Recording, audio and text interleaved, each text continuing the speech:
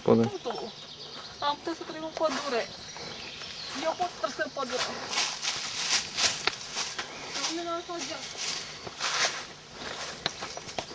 Păi și dacă trăiești în pădure, nu mai ai internet. O să mă obișnuiesc. Fac sport 3 ore pe zi. Te alergă coioții. Dimineața sap, îmi pun de legume. În pădure? Da. Păi nu crezi. La vale pun. Am și eu pe grădină. Vine ursul și ți le mănâncă. Nu le mănânc. Mai cu viața așa. Păi cum asta, mă? Uite obosită, Am a? umblat asta tot ziua, pe căldurii am dat seama că nu pot să mai ajung de jos.